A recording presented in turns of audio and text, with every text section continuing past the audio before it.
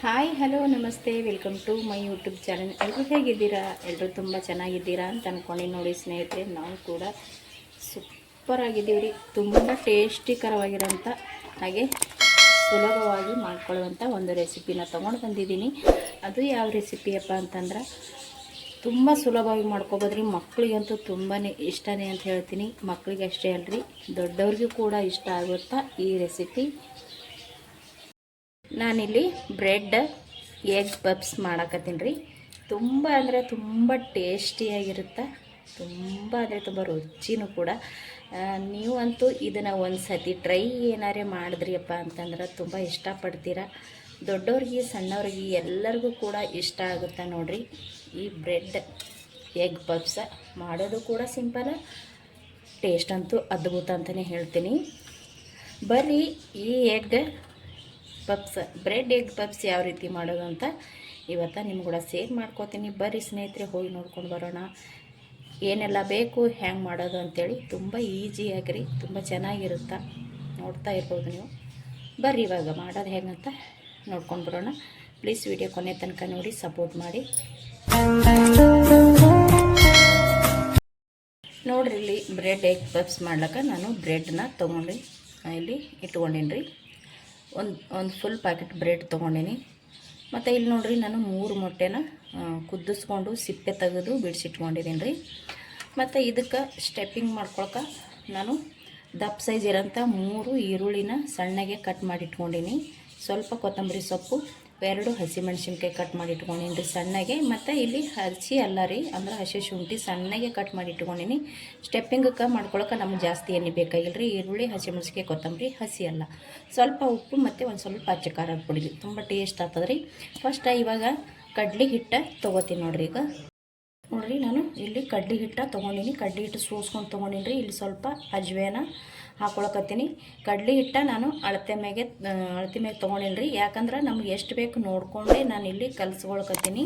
ಜಾಸ್ತಿ ಮಾಡೋದಿತ್ತಂದ್ರೆ ಜಾಸ್ತಿ ಪ್ರಮಾಣದಾಗ ತೊಗೋಬೇಕಾಗ್ತದೆ, ಕಡಿಮೆ ಮಾಡೋದಿತ್ತಂದ್ರೆ ಕಡಿಮೆ ಪ್ರಮಾಣದಾಗ ತೊಗೊಂಡು ಮಾಡ್ಬೇಕಾಗ್ತದೆ ರೀ. ಇಲ್ಲಿ ನಾನು ಕಡ್ಲೆ ಹಿಟ್ಟು ಸೋಸ್ಕೊಂಡು ಸ್ವಲ್ಪ ಅಜ್ವೇನ ಹಾಕ್ಕೊಂಡೀನಿ. ಸ್ವಲ್ಪ ಇದಕ್ಕೂ ಕೂಡ ರುಚಿಗೆ ತಕ್ಕಷ್ಟು ಉಪ್ಪು ಮತ್ತು ಒಂದು ಸ್ವಲ್ಪ ಅಚ್ಚ ಖಾರದ ಪುಡಿ ಕೂಡ ಹಾಕ್ಕೋತೀನಿ ನೋಡಿರಿ. ಅಚ್ಚ ಖಾರದ ಪುಡಿ ಮತ್ತು ಉಪ್ಪು, ಅಜ್ವೇನ ಸಾಕ್ರಿ. ಇದು ಸೋಡಾ ಅದೇನೋ ಹಾಕ್ಲಿಕ್ಕೆ ಹೋಗಬೇಡ್ರಿ. ಇದಕ್ಕೆ ಇವಾಗ ನೀರು ಹಾಕಿ ಸ್ವಲ್ಪ ಕಲಿಸ್ಕೊಳಮತ್ರಿ. ಇದಕ್ಕೆ ಸ್ವಲ್ಪ ನೀರು ಹಾಕ್ಕೊಂಡು ಕಲಿಸ್ಕೊಂಡು ತೊಗೊಳಮ್ರಿ. ಭಾಳ ತಿಳಿಯಾಗಿ ಮಾಡ್ಕೊಳಕ್ಕೂ ಹೋಗ್ಬಾರ್ದು, ಭಾಳ ಗಟ್ಟಿ ಏನು ಕಲಿಸ್ಕೊಳಕ್ಕೆ ಹೋಗ್ಬಾರ್ದು ರೀ. ಯಾವ ರೀತಿ ಕಲಿಸ್ಕೊಬೇಕಂತೇಳಿ ನಾನು ಇಲ್ಲಿ ತೋರಿಸ್ತೀನಿ ರೀ. ಇವಾಗ ಕಲಿಸ್ಕೊಳ್ಳೋ ಟೈಮ್ನಾಗ ಸ್ವಲ್ಪ ನೀರು ಹಾಕ್ಕೊಂಡೆ ಕಲಿಸ್ಕೋಬೇಕು. ಒಮ್ಮೆ ಹಾಕ್ಕೊಂಡೇವೆ ಅಂದ್ರೆ ಪೂರ್ತಿ ತಿಳಿಯಾಗಿ ಬಿಡುತ್ತೆ ರೀ. ಟೇಸ್ಟ್ ಅಂತೂ ತುಂಬ ಚೆನ್ನಾಗಿರ್ತಾವೆ ರೀ. ನೀವು ಕೂಡ ಒಂದು ಸಲ ಖಂಡಿತ ಟ್ರೈ ಮಾಡಿ. ಇದನ್ನು ಫಸ್ಟ್ ಕಡಲೆ ಹಿಟ್ಟನ್ನ ಮಿಕ್ಸ್ ಮಾಡಿ ಈ ರೀತಿ ಕಲಸಿಟ್ಟಿವಪ್ಪ ಅಂದ್ರೆ ಚೆನ್ನಾಗಿ ನೆನ್ತೈತ್ರಿ. ಒಂದು ಸ್ವಲ್ಪ ನಾವು ಸ್ಟೆಪ್ಪಿಂಗೆಲ್ಲ ರೆಡಿ ಮಾಡ್ಕೋಬೇಕಲ್ರಿ. ನಾವು ಸ್ಟೆಪ್ಪಿಂಗ್ನ ರೆಡಿ ಮಾಡ್ಕೊಳ್ಳೋ ತನಕ ಇದು ಚೆನ್ನಾಗಿ ಹಿಟ್ಟು ಮಿಕ್ಸಾಗಿ ಚೆನ್ನಾಗಿ ಮೆತ್ತಗಾಗಿಬಿಡ್ತಾರೆ ರೀ. ಒಂಥರ ಚೆನ್ನಾಗಿ ಆಗ್ತಾವೆ. ಹಾಗಾಗಿ ಮುಂಚೆನೇ ನಾನಿಲ್ಲಿ ಕಲಸಿಟ್ಕೊಳ್ಕತ್ತೀನಿ ನೋಡಿರಿ. ಈ ವಿಧಾನದಾಗ ನಾನು ಕಲಿಸ್ಕೊಂಡೇನಿ ರೀ. ತುಂಬ ಗಟ್ಟಿನೂ ಬೇಡ್ರಿ, ತುಂಬ ತಿಳಿನೂ ಬೇಡ್ರಿ. ನೋಡಿಲ್ರಿ, ಕಾಣಿಸ್ತಾ ಇದೆ ಅಂತ ಅಂದ್ಕೊಂಡೀನಿ. ಈ ವಿಧಾನದಾಗ ಈ ರೀತಿ ಇಷ್ಟ ಆದ್ರೆ ಸಾಕು ನೋಡಿರಿ. ಇದು ಇವಾಗ ನಮಗೆ ರೆಡಿ ಆಯಿತು. ಇದು ನಾನು ತನಕ ಸೈಡಿಗೆ ಎತ್ತಿಟ್ಬಿಡಮ್ರಿ. ಚೆನ್ನಾಗಿ ಹಿಟ್ಟು ಕೂಡ ನೆನಿತೈತಿ, ಮುಂಚೆನೇ ಕಲಸಿಟ್ಕೊಂಡಿವಲ್ರಿ, ನೆನಿತೈತಿ. ಇವಾಗ ನಾವು ಸ್ಟೆಪ್ಪಿಂಗ್ನ ಮಾಡ್ಕೊಳಮ್ರಿ. ಗ್ಯಾಸ್ ಹಚ್ಬಿಟ್ಟು ನಾನು ಒಂದು ಕಡೆ ಇಟ್ಕೊಂಡೀನಿ ರೀ.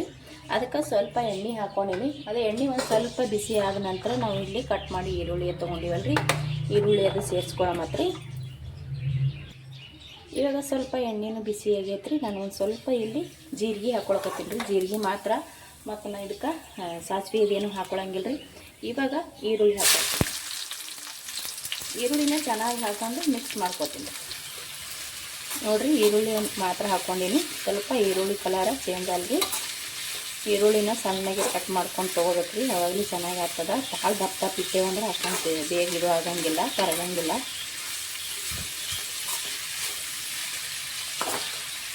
ನೋಡ್ರಿ, ಇಲ್ಲಿ ಇದನ್ನು ನಾನು ಸ್ವಲ್ಪ ಇದೇ ರೀತಿ ಫ್ರೈ ಮಾಡಿಕೊಂಡು ತೊಗೋತೀನಿ ನೋಡ್ರಿ. ಇಲ್ಲಿ ಈರುಳ್ಳಿ ಸ್ವಲ್ಪ ನಾನು ಫ್ರೈ ಮಾಡ್ಕೊಂಡು ತೊಗೊಂಡಿನಿ ನೋಡಿ ಈ ರೀತಿ. ಇವಾಗ ಕೊತ್ತಂಬರಿ ಸೊಪ್ಪು, ಹಸಿಮೆಣಸಿನ್ಕಾಯಿ ಮತ್ತು ಹಸಿ ಅಲ್ಲ ಐತೆ ನೋಡಿರಿ, ಅದು ನಾನು ಹಾಕೋತೀನಿ.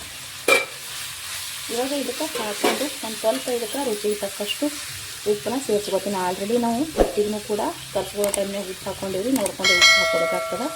ನೋಡ್ಕೊಂಡು ಸ್ವಲ್ಪ ಕಡಿಮೆನೇ ಹಾಕೋಬೇಕಾಗ್ತದೆ. ಇಲ್ಲಿ ಸ್ವಲ್ಪ ಉಪ್ಪು ಹಾಕ್ಕೊಂಡೇನ್ರಿ, ಒಂದು ಚಿಟಿಕೆ ಆಗೋಷ್ಟು ನಾನಿಲ್ಲಿ ಅರಿಶಿಣ ಕೂಡ ಹಾಕೋಕತ್ತೀನಿ ನೋಡಿರಿ. ಅರಿಶಿಣ ಉಪ್ಪು ಹಾಕೊಂಡು ಬಳಿಕ ಚೆನ್ನಾಗಿ ಇದನ್ನು ಮಿಕ್ಸ್ ಮಾಡ್ಕೊಂಡ್ರಿ. ಒಂದು ಸ್ವಲ್ಪ ಎಲ್ಲ ಕಡೆಗೆ ಉಪ್ಪು ಹಿಡ್ಕೊಳಂಗೆ ಈರುಳ್ಳಿಗೆ ಒಂದು ಸ್ವಲ್ಪ ಇದನ್ನು ಕೂಡ ಫ್ರೈ ಮಾಡ್ಕೊಂಡ ನಂತರ ನಾನು ಇದಕ್ಕೆ ಖಾರನ ಸೇರಿಸ್ಕೊತೀನಿ ರೀ. ನೋಡಿರಿ ಇದು ಸ್ವಲ್ಪ ಫ್ರೈ ಆಗೈತಿ. ಇವಾಗ ನಾನಿಲ್ಲಿ ಒಂದು ಸ್ವಲ್ಪ ಅಚ್ಚ ಖಾರದ ಪುಡಿ ಹಾಕ್ಕೊಳಕತ್ತೀನಿ. ಖಾರ ನೋಡ್ಕೊಂಡು ಹಾಕೋರಿ, ಜಾಸ್ತಿ ಬೇಕನ್ನೋರು ಜಾಸ್ತಿ ಹಾಕೋಬೋದು, ಕಡಿಮೆ ಬೇಕನ್ನೋರು ಕಡಿಮೆ ಹಾಕೋಬೋದು. ಆಲ್ರೆಡಿ ನಾನು 2 ಹಸಿಮೆಣಸಿಕಾಯಿ ಕೂಡ ಹಾಕಿದ್ದೀನಿ. ಇಲ್ಲಿ ಚಿಕನ್ ಮಸಾಲ ಹಾಕ್ಕೊಳಕತ್ತೀನಿ ರೀ. ನಿಮ್ಮ ಹತ್ರ ಚಾಟ್ ಮಸಾಲ ಇತ್ತಂದ್ರೆ ಚಾಟ್ ಮಸಾಲ ಕೂಡ ಹಾಕೋರಿ, ಚೆನ್ನಾಗಿರ್ತದೆ. ನಾನು ಇಲ್ಲಿ ಹಾಕ್ತಾ ಇಲ್ಲ ಅಂತ ಹೇಳ್ಬಿಟ್ಟು ಇಲ್ಲಿ ನಾನು ಮ್ಯಾಗಿ ಮಸಾಲ ಹಾಕ್ಕೊಳ್ತೀನಿ. ಟೇಸ್ಟ್ ಅಂತೂ ತುಂಬ ಚೆನ್ನಾಗಿರುತ್ತೆ ರೀ. ಒಂದು ಸತಿ ನೀವು ಕೂಡ ಮ್ಯಾಗಿ ಮಸಾಲ ಹಾಕೊಂಡು ಮಾಡಿ ನೋಡಿ. ಇವಾಗ ಖಾರ, ಮ್ಯಾಗಿ ಮಸಾಲೆ ಮತ್ತು ಚಿಕನ್ ಮಸಾಲ ಹಾಕ್ಕೊಂಡು ಚೆನ್ನಾಗಿ ಇದನ್ನು ಮಿಕ್ಸ್ ಮಾಡ್ಕೊಂಡ್ರಿ. ಇದನ್ನು ಮಿಕ್ಸ್ ಮಾಡ್ಕೊಂಡ ನಂತರ ರೆಡಿ ಆಗಿ ಹೋಗ್ಬಿಡ್ತದೆ. ತುಂಬ ಬೇಗ ಮಾಡ್ಕೊಬೋದು, ಇದೇನು ಲೇಟ್ ಆಗಂಗಿಲ್ಲ, ಸಖತ್ತಾಗಿರ್ತದೆ ರೀ. ನೋಡಿರಿ ಸ್ಟೆಪ್ಪಿಂಗ್ ಅಂತೂ ತುಂಬ ಜಾಸ್ತಿ ಏನೂ ಬೇಕಾಗಿಲ್ಲ, ಬರೀ 1-2 ಈರುಳ್ಳಿ ಇದ್ದರೆ ಸಾಕು, 1-2 ಹಸಿಮೆಣಸಿನ್ಕಾಯಿ, ಕೊತ್ತಂಬರಿ ಸೊಪ್ಪು, ಇಷ್ಟೇ ನೋಡಿ. ತುಂಬ ಈಸಿಯಾಗಿ ಸ್ಟೆಪ್ಪಿಂಗ್ನ ರೆಡಿ ಮಾಡ್ಕೋಬೋದು. ಈರುಳ್ಳಿ ಅಂತೂ ಮನೆಯಲ್ಲಿ ಇದ್ದೇ ಇರುತ್ತೆ. ಮತ್ತು ಇದಕ್ಕೆ ಇನ್ನೊಂದು ಏನಪ್ಪ ನಾನು ಹೇಳ್ದಂದ್ರೆ ಚಾಟ್ ಮಸಾಲ ಈ ಥರ ಸೇರಿಸ್ಕೋರಿ. ಒಂದು ವೇಳೆ ನೀವು ಮಾಡಕತ್ತೀರಂದ್ರೆ ಟೇಸ್ಟ್ ಇನ್ನೂ ಚೆನ್ನಾಗಿ ಬರುತ್ತೆ. ನನ್ನ ಹತ್ರ ಖಾಲಿ ಆಗೈತಿ, ಹಾಗಾಗಿ ನಾನು ಹಾಕ್ತಾಯಿಲ್ಲ. ಇಲ್ಲಿ ಸ್ವಲ್ಪ ಮ್ಯಾಗಿ ಮಸಾಲ ಕೂಡ ಹಾಕೋಬೇಕ್ರಿ, ತುಂಬ ಟೇಸ್ಟ್ ಇರುತ್ತೆ ನೋಡಿರಿ. ಇದು ಇವಾಗ ನಮ್ಗೆ ಸ್ಟೆಪ್ಪಿಂಗ್ನ ರೆಡಿ ಆಯಿತು. ಇಷ್ಟೇ ನೋಡಿರಿ, ತುಂಬ ಏನು ಜಾಸ್ತಿ ಬೇಕಾಗಿಲ್ಲ. ನೋಡಿರಿ ಎಷ್ಟು ಸಖತ್ತಾಗಿ ರೆಡಿ ಆಗೈತಿ. ಇದು ಇವಾಗ ಕಂಪ್ಲೀಟಾಗಿ ರೆಡಿ ಆಯಿತು. ನಾನು ಇದನ್ನು ಬಂದ್ ಮಾಡ್ಕೊತೀನಿ ಇವಾಗ ಗ್ಯಾಸ್ನ. ಇದು ಸ್ವಲ್ಪ ತಣ್ಣಗಾಲಕ್ಕೆ ಬಿಡಮತ್ರಿ. ನೋಡಿರಿ ಮುಂಚೆನೇ ಹಿಟ್ಟನ್ನ ಕಲಸಿಟ್ಟಿದ್ದೆ, ಚೆನ್ನಾಗಿ ಹಿಟ್ಟು ಕೂಡ ನೆಂದೈತ್ರಿ. ಸ್ಟೆಪ್ಪಿಂಗಲ್ಲೆಲ್ಲ ಮಾಡ್ಕೊಳ್ಳೋ ತನಕ ಆಲ್ರೆಡಿ ಕುದಿಸಿಟ್ಟಿರೋಂಥ ಮೊಟ್ಟೆನೂ ಕೂಡ ನಾನು ಇಲ್ಲಿ ಕಟ್ ಮಾಡಿ ಇಟ್ಕೊಂಡಿದ್ದೀನಿ ರೀ. ಇವಾಗ ಇಲ್ಲಿ ಸ್ಟೆಪ್ಪಿಂಗ್ನು ನಾನು ತಣ್ಣಗಾಲಿ ಅಂದ್ಬಿಟ್ಟು ಒಂದು ಪ್ಲೇಟಿಗೆ ತಗೊಂಡಿದ್ದೆ. ಇದು ಕೂಡ ಇವಾಗ ತಣ್ಣಗಾಗೈತ್ರಿ. ಬರ್ರಿ ಇವಾಗ ಯಾವ ರೀತಿ ಮಾಡೋದು ಬ್ರೆಡ್ ಎಗ್ ಪಪ್ಸ್ ಅಂತೇಳಿ ಇವತ್ತು ಸೇಲ್ ಮಾಡ್ಕೊಳಕತ್ತೀನಿ ನೋಡ್ರಿ. ಇದು ಕಂಪ್ಲೀಟಾಗಿ ರೆಡಿ ಐತ್ರಿ. ಇವಾಗ ಫಸ್ಟಿಗೆ ನಾನಿಲ್ಲಿ ಬ್ರೆಡ್ನ ತೊಗೋತೀನಿ ನೋಡಿರಿ. ನಾನಿಲ್ಲಿ ಬ್ರೆಡ್ನ ತೊಗೊಂಡಿದ್ದೀನಿ ರೀ. ನಿಮ್ಗೆ ಎಷ್ಟು ಬೇಕು ನೋಡಿಕೊಂಡು, ನಿಮ್ಮ ಮನೆಯೊಳಗೆ ಎಷ್ಟು ಬೇಕಂತ ಗೊತ್ತಿರ್ತದೆ, ಎಷ್ಟು ನೋಡಿಕೊಂಡು ನೀವು ಮಾಡ್ಕೋಬೋದು ರೀ. ನಾನಿಲ್ಲಿ ಬ್ರೆಡ್ ತೊಗೊಂಡಿದ್ದೀನಿ. ಫಸ್ಟಿಗೆ ನಾನಿಲ್ಲಿ ಮುಂಚೆನೇ ರೆಡಿ ಮಾಡಿ ಇಟ್ಟಿರುವಂಥ ಈ ಪಲ್ಯ ಐತಿ ನೋಡಿರಿ. ಇದು ಪಲ್ಯ ಐತಲ್ರಿ, ಅಂದ್ರೆ ಸ್ಟೆಪ್ಪಿಂಗ. ಇದು ನಾನು ಸ್ವಲ್ಪ ಇಲ್ಲಿ ಬ್ರೆಡ್ ಮೇಲೆ ಇಟ್ಕೊಂಡ್ಬಿಡ್ತೀನಿ ರೀ. ಈ ರೀತಿ ನೋಡಿರಿ, ಈ ರೀತಿ ನಾನು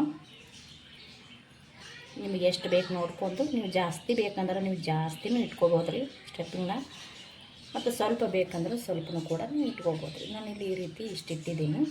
ಇದಕ್ಕೆ ನಾನು ಮೊಟ್ಟೆ ತೊಗೊಂಡಿದ್ದೆ ನೋಡಿರಿ. ಒಂದು ಅರ್ಧ ಭಾಗ ಮೊಟ್ಟೆನ ನಾನಿಲ್ಲಿ ಈ ರೀತಿ ಮುಚ್ತಾಯಿದ್ದೀನಿ ನೋಡಿರಿ. ಇವಾಗ ಇನ್ನೊಂದು ಕೂಡ ನಾನಿಲ್ಲಿ ತೊಗೊಂಡಿದ್ದೀನಿ ರೀ. ಇದು ಏನು ಮಾಡಬೇಕಪ್ಪ ಅಂದ್ರೆ, ಇಲ್ಲಿ ನಾನು ರೆಡಿ ಮಾಡ್ಕೊಂಡಿನಿ. ಮೇಲ್ಗಡೆ ಒಂದು ಕವರ್ ಮಾಡ್ಕೊಂಡ್ಬಿಡ್ತೀನಿ ಬ್ರೆಡ್ ಪೀಸ್ ರೀ. ಇದು ಇವಾಗ ನಾನು ಕವರ್ ಮಾಡ್ಕೊಂಡ ನಂತರ ಇವಾಗ ಐತೆ ನೋಡಿರಿ ಏನು ಮಾಡಬೇಕಪ್ಪ ಅಂತಂದ್ರೆ, ನಾನು ಮುಂಚೆನೇ ಕಲಸಿಟ್ಟಿರುವಂಥ ಕಡಲೆ ಹಿಟ್ಟು ತೊಗೊಂಡು ನೋಡಿರಿ. ಇವಾಗ ಇದು ಏನು ರೆಡಿ ಮಾಡಿ ತೊಗೊಂಡು ನೋಡಿರಿ. ಇದನ್ನು ನಾನು ನೀಟಾಗಿ ಇದ್ರೊಳಗೆ ಅದ್ತೀನಿ ರೀ. ಈ ರೀತಿ ನೋಡಿರಿ, ಇಲ್ಲಿ ಈ ರೀತಿ ನಾನು 2 ಮೈನು ತುಂಬ ಹಗುರ್ಕ ಮಾಡ್ಕೋಬೇಕಾಗ್ತದೆ ರೀ. ನೋಡಿರಿ ಈ ರೀತಿ ಹಗುರ್ಕ ನಾನು ಎದ್ದಿದ್ದೀನಿ ರೀ. ಇದು ಅನಾಮತ ಹೋಗಿ ನಾವು ಇವಾಗ ನಾನು ಗ್ಯಾಸಿನ ಮ್ಯಾಗ ಒಂದು ಪ್ಯಾನ್ ಇಟ್ಕೊಂಡಿನಿ ರೀ, ಪಾತ್ರೆ ಇಟ್ಕೊಂಡಿನಿ. ಇವಾಗ ಅದಕ್ಕೆ ಡೈರೆಕ್ಟ್ರು ಇದು ಹಾಕೊಂಬರ್ರಿ. ನೋಡಿರಿ, ನಾನು ಮುಂಚೆನೇ ಗ್ಯಾಸ್ನಾಗ ಪ್ಯಾನ್ ಇಟ್ಕೊಂಡಿನಿ. ಸ್ವಲ್ಪ ಎಣ್ಣೆ ಹಾಕ್ಕೊಂಡಿದ್ದೆ ನಾನು ನೋಡಿರಿ. ಇಲ್ಲಿ ಈ ರೀತಿ ಸ್ವಲ್ಪ ಎಣ್ಣೆ ಹಾಕ್ಕೊಂಡೇನಿ ರೀ, ಜಾಸ್ತಿ ಎಣ್ಣೆ ಬ್ಯಾಡ್ರಿ.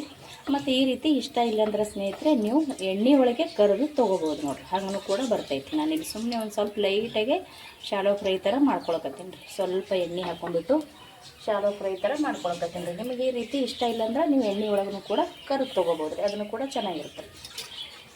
ಇದು ಒಂದು ಮೈ ಚೆನ್ನಾಗಿ ನಾವು ಫ್ರೈ ಮಾಡ್ಕೋಬೇಕಾಗ್ತದೆ ರೀ. ಒಂದು ಮೈ ಫ್ರೈ ಆದ ನಂತರ ತಿರುಗಿ ಹಾಕ್ಕೊಳ್ಳೋಮತ್ರಿ. ನೋಡಿರಿ, ಇದು ಒಂದು ಮೈ ಇವಾಗ ಚೆನ್ನಾಗಿ ಬೆಂದೈತಿ. ಇದು ಇನ್ನೊಂದು ಮೈ ನಾವು ತಿರುಗಿ ಹಾಕೋದಕ್ಕಾಗ್ತದೆ. ನಿಧಾನಕ್ಕೆ ಮಾಡ್ಕೋಬೇಕು,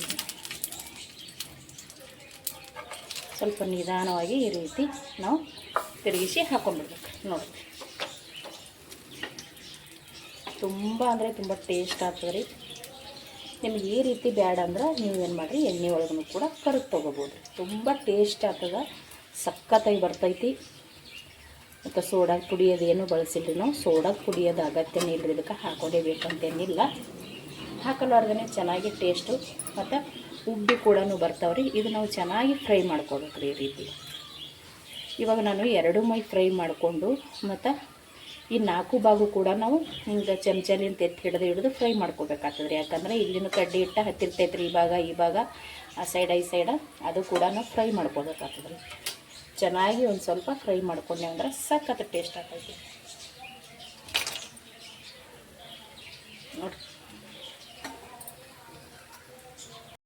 ನೋಡ್ರಿ. ಈ ರೀತಿ ನಾವು ಬೇಯಿಸಿ ತೊಗೋಬೇಕಾಗ್ತದೆ. ಎಲ್ಲ ಕಡೆ 4 ಭಾಗ ಈ ರೀತಿ ಇಟ್ಟು ನಾವು ರೆಡಿ ಮಾಡ್ಕೋಬೇಕಾಗ್ತದೆ. ಸ್ವಲ್ಪ ನಿಧಾನವಾಗಿ ರೆಡಿ ಮಾಡ್ಕೊಂಡ್ರೆ ಸಖತ್ತಾಗಿ ಟೇಸ್ಟಾಗಿ ಬರ್ತಾವ್ರಿ. ಇದೇ ಥರ ನಾನು ಎಲ್ಲನೂ ರೆಡಿ ಮಾಡಿಕೊಂಡು ತೊಗೊಂಡು ಬರ್ತೀನಿ ನೋಡಿರಿ. ಈ ರೀತಿ ಬೇಯಿಸ್ಕೊಂಡ್ರೆ ಸಾಕ್ರಿ. ರೆಡಿ ಅದು ನೋಡಿರಿ, ನಾವು ಮಾಡಿರುವಂಥ ಬ್ರೆಡ್ ಎಗ್ ಪಪ್ಸ್. ತುಂಬ ಈಸಿಯಾಗಿ ಮಾಡ್ಕೋಬೋದು, ತುಂಬ ಟೇಸ್ಟಿಯಾಗಿನೂ ಕೂಡ ಆಗುತ್ತೆ. ಮಾಡೋದಂತೂ ತುಂಬ ಸುಲಭವಾಗಿರಿ. ಒಂದು ಸತಿ ನೀವು ಕೂಡ ಟ್ರೈ ಮಾಡಿರಿ, ನಿಮ್ಗೆ ಕೂಡ ಇಷ್ಟ ಆಗುತ್ತೆ ಅಂತ ಅಂದ್ಕೊಂಡೀನಿ. ತುಂಬ ಸಿಂಪಲಾಗಿ ಮಾಡ್ಕೋಬೋದು. ನಾವು ಮಾಡಿರುವಂಥ ಈ ಬ್ರೆಡ್ ಎಗ್ ಪಪ್ಸ್ ನಿಮಗೆ ಇಷ್ಟ ಆಗಿತ್ತಪ್ಪ ಅಂದ್ರೆ ಪ್ಲೀಸ್ ಒಂದು ಲೈಕ್, ಶೇರ್, ಕಮೆಂಟ್ ಮಾಡಿರಿ. ಇಷ್ಟೊತ್ತನ ವೀಡಿಯೋ ನೋಡಿದವ್ರಿಗೆಲ್ಲರಿಗೂ ಕೂಡ ಥ್ಯಾಂಕ್ ಯು.